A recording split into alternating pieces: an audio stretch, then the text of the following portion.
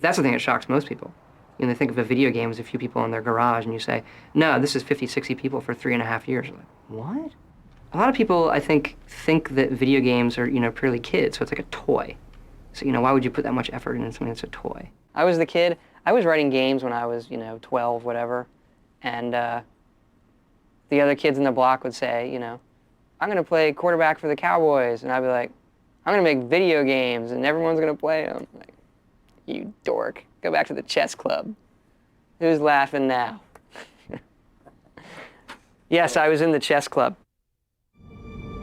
So the Elder Scrolls is our role-playing series that we've been doing since 1994, and with each game we have started over and tried to do something very, very new. Each of them we try to, for that generation of hardware and game-playing folks, create what we think is the quintessential role-playing game, and this time we went crazy and looked at doing the game for next-generation consoles and PCs that didn't even exist when we started this project. All right, so this is her new upstairs. This is her puppy named Dog. She talks to him, she says, no, she's got to practice. She's got things to do, she's got to practice. He has to be good Dog. So she's going to go pick up that bow that's over on the table there. And she's going to take a few shots. Right now, her marksman skill is very low. So she goes and she gets a marksmanship potion. Are they actually drinking potions? How'd you do that? She's actually drinking. She drinks the potion. Pause a second. Used items. So this is all, wow, this is new to me, so I'm making lists. I've got that on the list as we need the potion or drinking potion.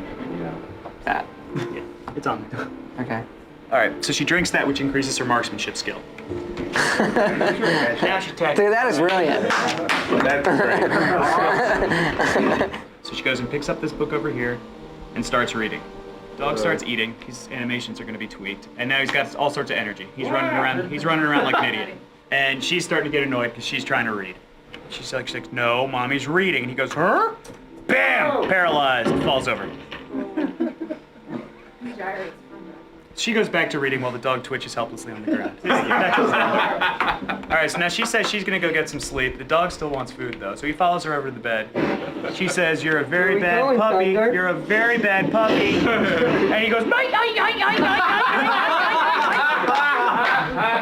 after kicking a bottle out of him. Awesome. And scene. I think the demo showed a lot of promise, and we just have to go through and polish a lot of small stuff. And the final battle part definitely isn't quite there yet, but I mean the game systems work. We just need to go back and add that extra fine-tuning, extra scripting that's required for that.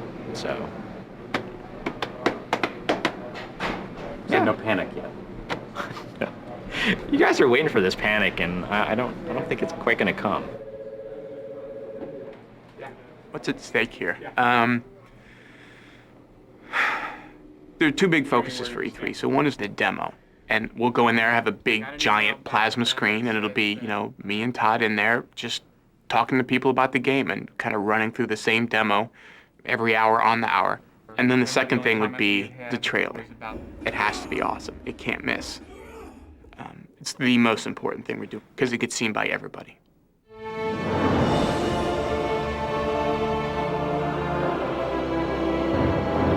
For 65 years, I have ruled this empire.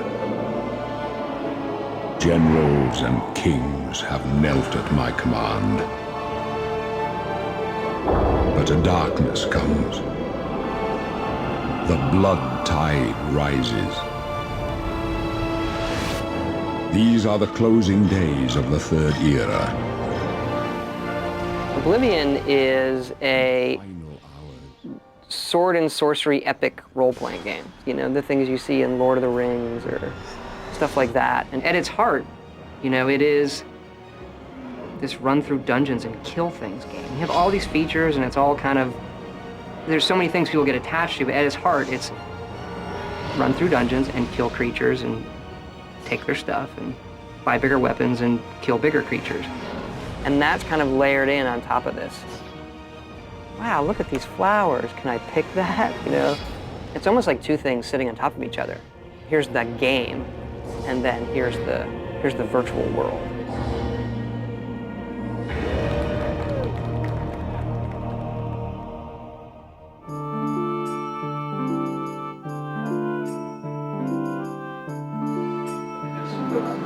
Yeah, so like the triple R is perfect for like, you want to give the player a chance to avoid it, to feel like they see it, or to use it against the creatures. Again, we'll be liberal with those traps. I'd rather add too many and have people complain and take them out, rather than have That's empty what I'm spaces. thinking right now with loot and creatures.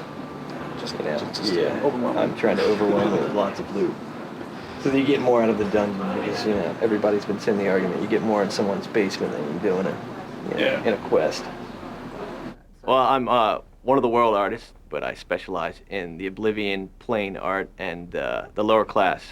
The stuff that's really dirty and dingy and sort of nasty, or the stuff that looks very deadly and scary and, somewhat demonic or evil.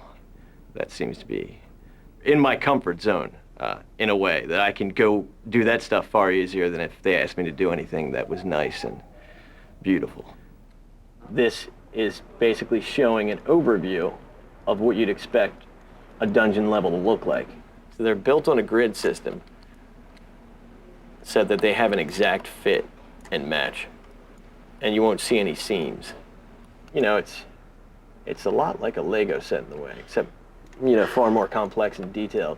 And then before you know it, you have this world that you created in your own mind that you can sort of experience and feel the atmosphere and sort of the dread and the scariness of it. And this is where you find your first area that's inhabited by traps.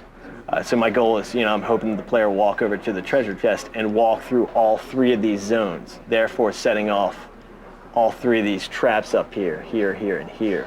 I mean, I live a pretty normal life. I have a wife and 2 daughters, so it's very normal for me. But they exist in that world with me, like they're exposed to the monsters and to the films and all the stuff that I have in the house.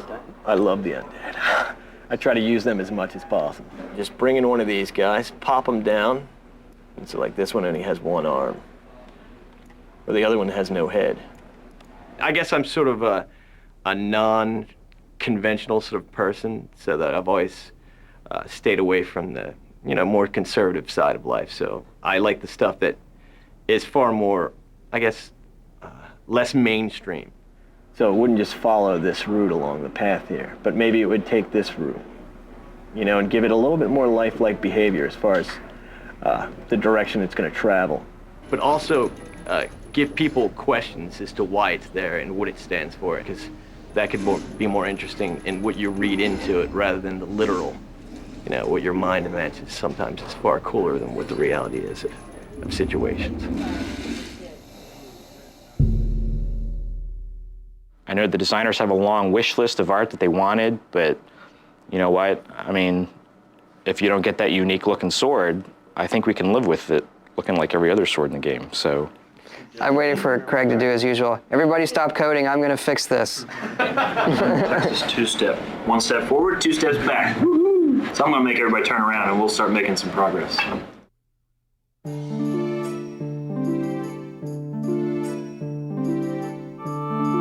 I think the big thing is the AI we have in the game. We designed this system, Radiant AI, that allows the people in the world to react really intelligently, and they sort of have their own goals, so they can look at their environment around them and decide how they want to accomplish them. Our NPCs exist no matter if you're there or not. They're doing what they're supposed to do. You can send a guy off to a dungeon to kill stuff, and you don't have to go with him. You go back to that dungeon, either he'll be dead or the things that he was supposed to kill will be dead. I mean, it will have happened whether you were there or not. Like this guy, I can basically go up to him and say hi to him, and he'll greet me. He'll chat with me. His aggression is like a 5. I'm gonna give him a higher aggression. So now he really hates my guts. He tremendously hates my guts. So we're gonna move over here, and he's immediately gonna go combat with me. The guy behind him is a guard. So he committed a crime by attacking me, so the guard will attack him. These other guys are just trying to stay away. So eventually he figures out the guard is a much dangerous target than I am, because I haven't struck him once, so he'll fight the guard. But the good guard saved me, kept me from getting killed. One of the initial things we had was we turned it on so the guys could all do their stuff, and some guy went around town, some NPC you couldn't even see, went around town and bought all the armor. So when you went to the stores, there was nothing for you to buy. It's like a ship that's bringing all these water leaks, and we're constantly filling them up. Did you realize the player can easily steal a horse, ride it to this guy's place, leave it in his house, and steal all his money when the other guy goes out and tries to ride the horse, and hilarity ensues? When you have something that's powerful, it has a great capacity to be really cool or a great capacity to really make insanity. They're my actors, they're my children, they have to behave properly. When they're not acting right, everyone comes looking to me. So yeah, I talk to them and I have them set up and know what they do. And yeah, it's kind of odd, but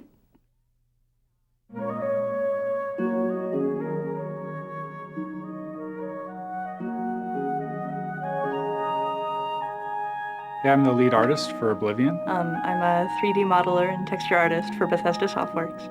I work mostly on environmental and city art. Yeah, I mean, I get a chance to really look at every aspect of the game artistically, but primarily I focus on the environments. Well, it originally starts out as me just thinking about things while I'm working. But later on, after I have, some good source images, I'll do a pencil sketch like this that's more defined and something that I can model from. Yeah, I think it's really hard to come up with an interesting idea for something that's evil. It's a lot harder than you think. A lot of times I think it looks really cool, but it's not necessarily scary. Actually, this is kind of the most fun part of the game sometimes, because you're still making up ideas. It might not get in the game, but it's, I don't know, you just get to make up crazy stuff, and it's cool, so. So we are in Shaden Hall. This is the overhead view in the Elder Scrolls construction set, which we use to build the game. This is where we put in all the houses, the trees, paint all the landscape textures on, everything like that. And then these are our little door markers over here. This indicates that this is a door you can go through. There are a few things that might not look like doors, but they are. Yeah, this well behind the abandoned house might be used for nefarious practices, or it could be a secret door. It's really fun because, we go everywhere to find source photographs. Like, we took a day trip to DC one weekend and we just took tons of pictures of buildings, trying to get the just the right, stone pattern and making sure that we photographed everything we possibly can, just in case. Well, I took the photos I took here, I ended up using for a lot of the Imperial City base stonework. Yeah, so it ends up, looking somewhat boring to you, but, we can take the edges of these stones here on the ground or all the little stains in there and use those and build a whole new wall in the game. Can't get over how much this looks like something in the game. It looks really nice, even like just the top part of it over there. Actually, a hard thing to find generally is just finding nice patterns, just architectural details, just things that we can put into a building to give it some more decoration. A really good example is you can see the coffered ceiling, and I tried to build something just like that in the temple in the Imperial City. So I tried to recreate something very similar to that. It's actually the top of a dome, but I'm using it for the top of an altar instead. So once I add all these different layers into it, it's more like the final texture. We've been able to make this living, breathing city that's like actually there. It's like, man, I totally live here.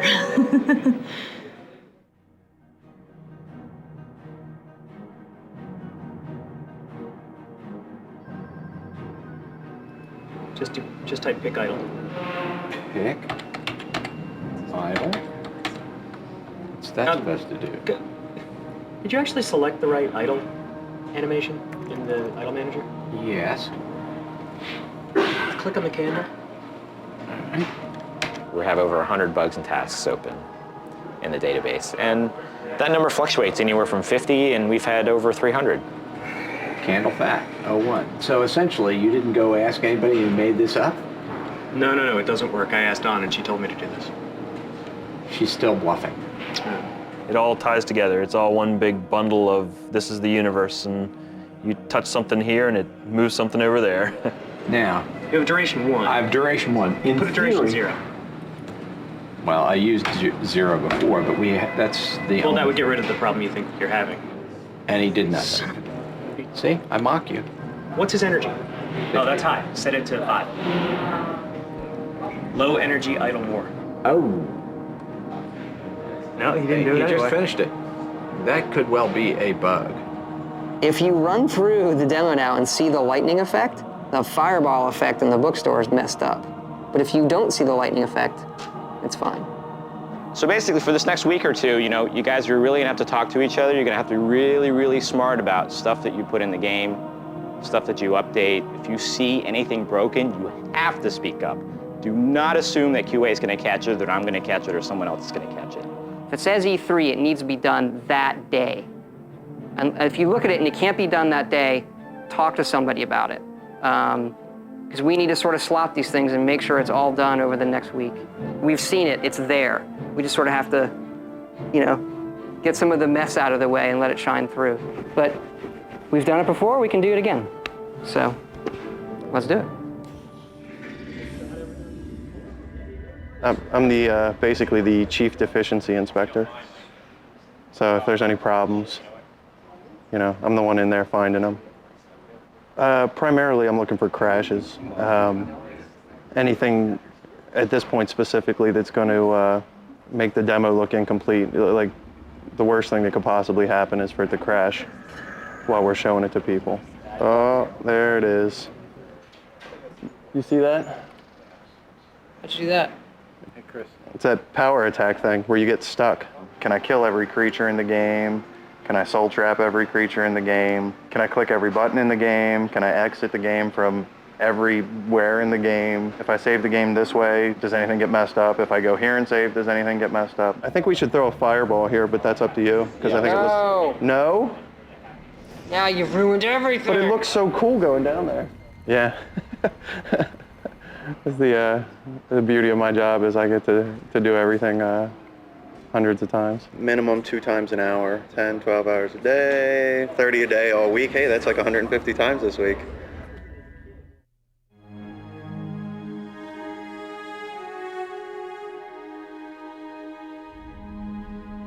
My name's Christiana Meister. I'm the lead character animator. I basically take care of all of the characters, creatures, and that sort of thing. My particular favorite is the horse, You study the skeleton and you know exactly how it should move. You go to biped, and then you just drag a box and create one. Okay, so that doesn't look anything like a horse. You have to then create the structure by scaling the bones, rotating them. It looks really crazy right now, but you start off with your base skin and try to match up your skeleton with that. Now you can see here what I've done is put movement throughout the entire leg,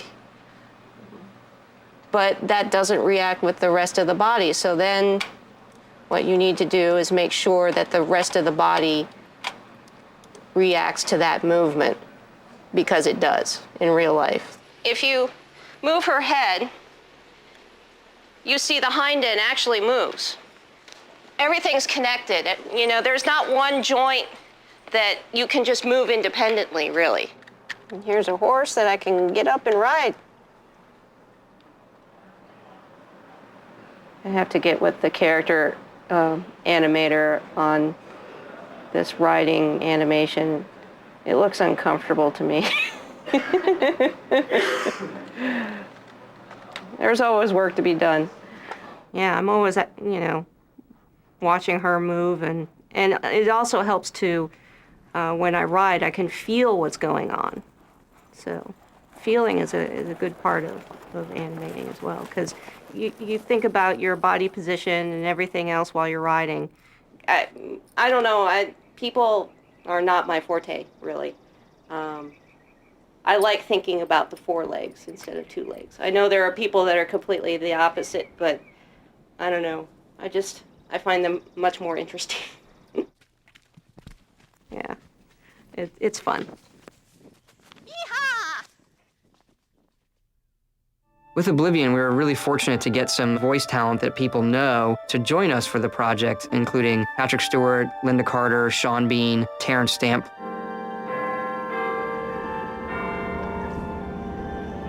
I'm always anxious about getting her late. God, I missed this. I tried to get on an earlier flight. We got to the airport early, but they wouldn't let me on it. So, Superman 1 and 2, kind of my formative years, you know, when I was 6 or 7. Terrence Stamp is General Zod, and he has a great line in Superman 2 where he gets Superman to kneel, and son of Jor-El, kneel before Zod. And my brother would always do that, but change Zod to Todd. So just over the years, one of those things, you know, for 20-some years, just keeps going, and now I'm gonna meet him, and if I can get him to record it, send it to my brother, that'd be great. As for the rest, the weak shall be winnowed, the timid shall be cast down, the mighty shall tremble at my feet and pray for pardon. Your reward, brothers and sisters, the time of cleansing draws nigh. Weakness will be purged from the world, and mortal and immortal alike purified in the refiner's fire. That gave me goosebumps. Terrence Stamp plays kind of the, you know, he's the bad guy. Somebody who comes from a different line of kings, who wants to make this world his own. So he's kind of a priest. You know, he's not a cackling maniac. We like to have our bad guys be a little grayer. We want that moment where the player goes like, maybe he's right. You think I mock you? Not at all. In your coming, I hear the footsteps of fate. You'll tell me if I'm overdoing it, won't you? Yeah. Impossible. It's impossible to overdo.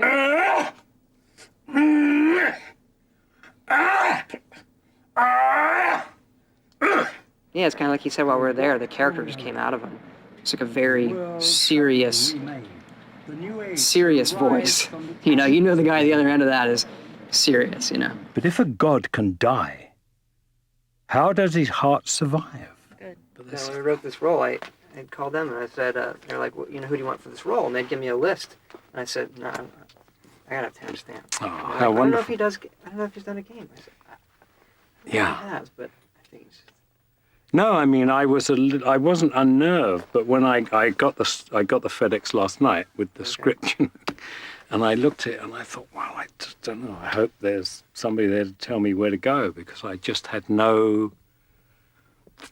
I didn't know, like, the area of it. Like, I didn't know the area of performance, you know. Right.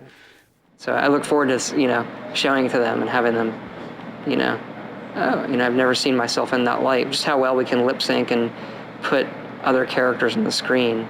Kneel before Todd. You got to put that in. Smile when you ask questions like Thanks. Thanks, Terrence. Gentlemen, wonderful. So this is my pal Terrence Stamp. He's never done a video game before or any type of voiceover, and he was really, really excited to do it. He was really, really into it. He was literally like, when we were recording him, you know, leaping around doing the combat stuff so much that they couldn't record him. He was moving away from the microphone, you know. I've heard rumors about the With Council of Linda, Mages she consorting played the with Nord outside females in Morrowind, and she came back for Oblivion to do the Nord females again. I played the Nord women, the Nords, and they are, I guess, a Viking-like race, and the women are fantastic warriors and very self-confident. You know, her voice and who she is fits perfectly with that role. I'd stay inside the city walls if I were you.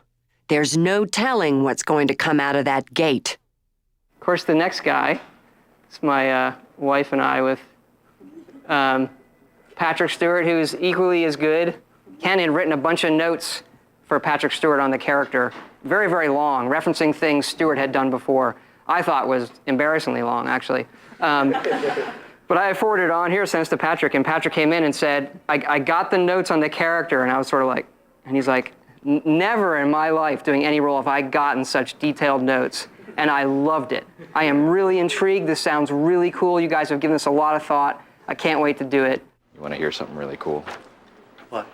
You need to go over to Mark Lampert's office right now. Okay. Is Ken still here? I don't know. I've been waiting. I've been waiting. Just imagine the best it could be. It's even better than that. Yes. I think you want to come over to Mark Lampert's office right now. What, is it good? Where? It's in Mark's room, the sound room. On my way. I was born 87 years ago. For 65 years, I've ruled as Tamriel's emperor. But for all these years, I've never been the ruler of my own dreams. He was selling the product like, a reverend standing in front of his flock, which is exactly the tone I wanted. I mean, Patrick Stewart. This is the unedited stuff. Generals and kings have knelt at my command. That's such a cheesy line. That sounds good when he says it. Generals and Kings line? That's what I said every time I heard Make Our Camera saying this shit. It's like all the stuff that sounded so cheesy. These are the closing days of the Third Era. And the final hours of my life. I don't know, like, if we could have picked, there's another actor we could have picked who I'd be happier to write dialogue for. Like, seriously, like, I geeked out over Star Trek for years. You know, it was on while I was in college. We literally, all my friends, I would sit around, we watch Star Trek and drink beer and act like idiots. I don't have a picture of my wife in my wallet right now, but I've got Patrick Stewart in my wallet. So, there's no better actor as far as I'm concerned. Like, I get to say I wrote dialogue for Patrick Stewart. Yeah, I'm happy. Got your wallet? Yeah, I got it. This is not a lie. See, my wife will not be happy, but I have a Patrick Stewart picture in my wallet. Right there.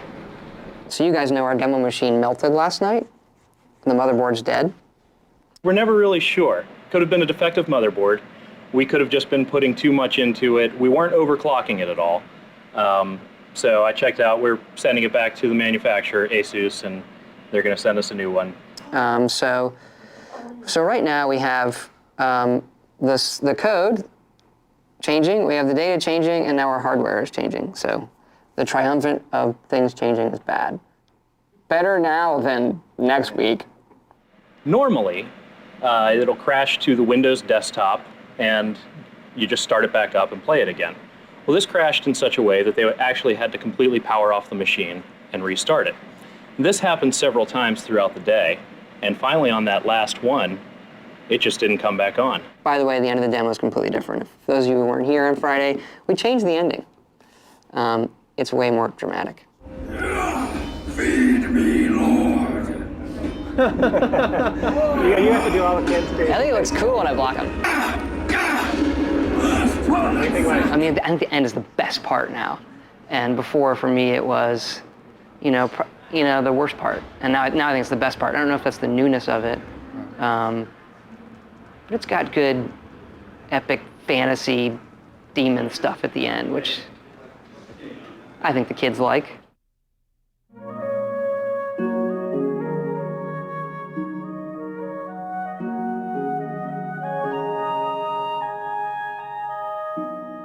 Yeah, the Force stuff for us has always been the kind of rendering-wise the craziest thing that we're trying to do, and the thing that also has the biggest visual impact of the game. People see it, wow, I've never seen that before. Usually when building a scene like this, I start out by placing the rocks. I sort of look at the lay of the land, which is generated first, and then I try and pick out spots where a rock might naturally occur. I've got this big one here.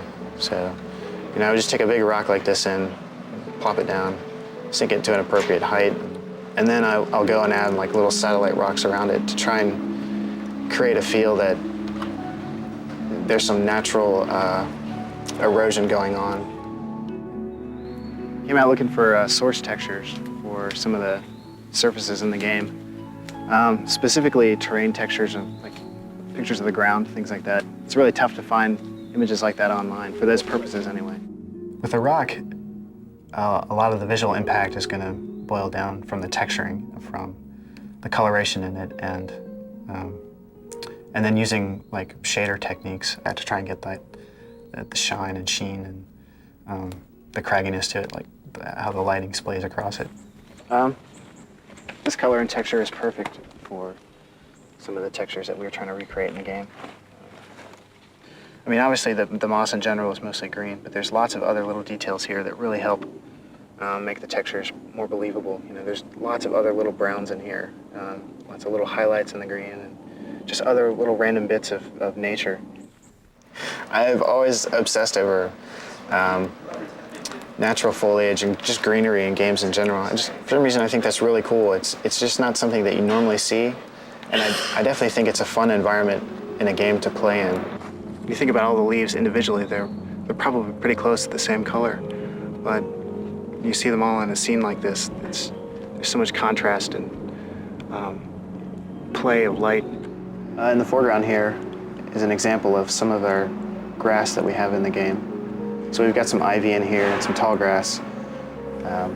Further on, I think there's some sort of generic forest weed types of plants. They really add a sense of movement and life. Like, it really makes the ground feel much more organic than this flat, textured surface might. There's kind of a quiet solitude about it, where there may be lots of cool and interesting things going on within the game, but you can sort of know that it's in its own little pocket, so to speak. It's kind of isolated from reality around you. It's really nice when they're cluttered with lots of interesting things that fool you for a second into thinking that you're in a real world.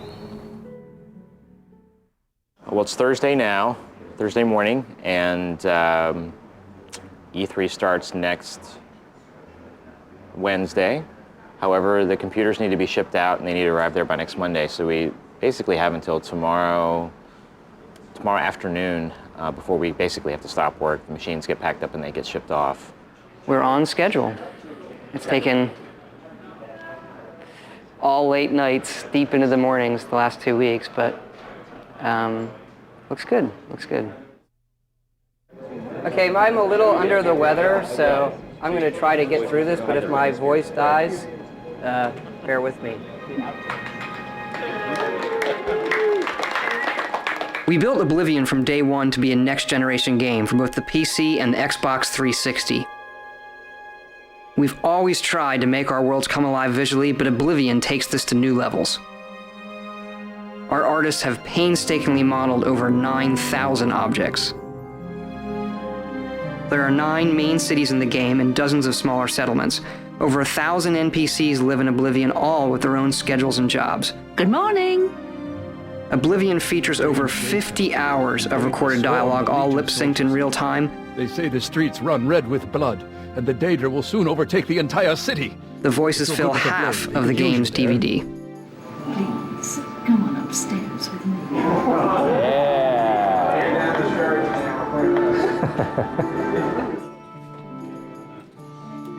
I don't know what kind of titanium alloy packing stuff they've got, but whatever it is, I just hope it can take a push out of a plane at 30,000 feet. He did it!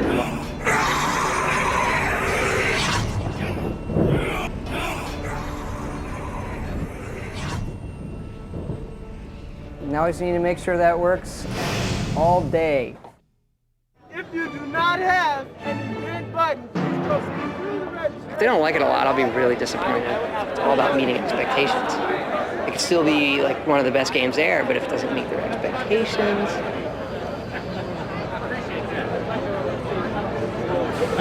Time we start? Oh, right now it's 7:10, and we were supposed to be starting the Microsoft event in 5 minutes, but that's not going to happen.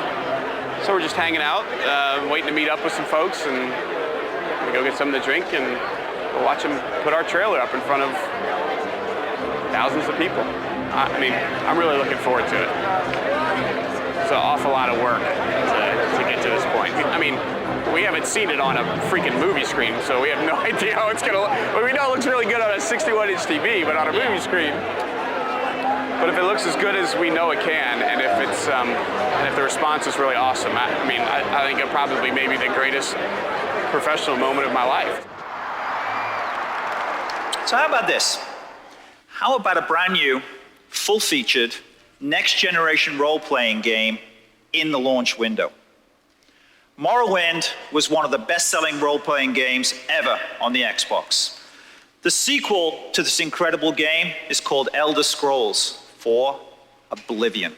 It promises to feature one of the largest open-ended worlds ever created for a video game. It also includes thousands of characters that are governed by groundbreaking AI. These characters eat, sleep, and complete tasks all around the clock. And they make their own choices based on what's going on in the world around them. Welcome to the world of Oblivion.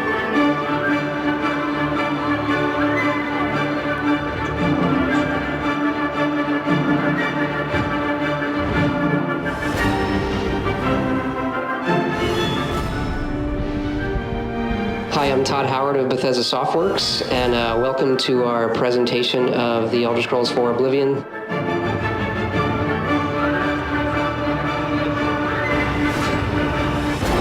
This game looks unbelievable. It actually has trees, unlike Vardenfall. The whole first level of the game is a prison break. And through your actions, it really determines what kind of character you'll be. I mean, sometimes I worry that games are going to get so realistic looking that I won't want to play in them because they're too real, and then I might as well just be at home. Only this was a pretty good case for hyper-realism because the forest was gorgeous. Unbelievable. It's easily the most impressive game that we've seen at E3. Yeah, it's like with the Radiant AI thing. Yeah. That's always one of my big issues with RPGs is the NPC characters are kind of boring. Like they're just there and you talk to them and they're kind of just like this clunky way of getting information. But it's so much more entertaining to watch like somebody flame their dog.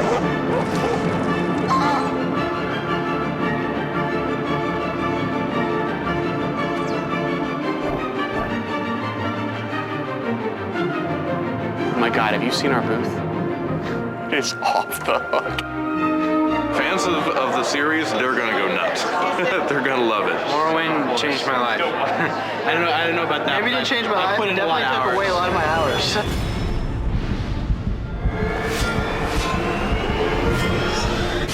We look back at what people really liked about role-playing in the first place. The setting, the action, the heroism.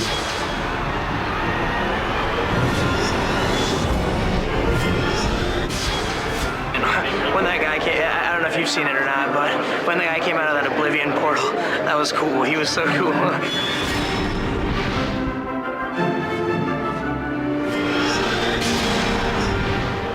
do have a very unique sort of little setup there, doing titles that take a long time, that have a distinct story, and they've really resonated with fans over the years. I totally love the storyline as it is, and like the way it develops is like just so good. As you know, if it's an Elder Scrolls game, people are going to go buy it just because.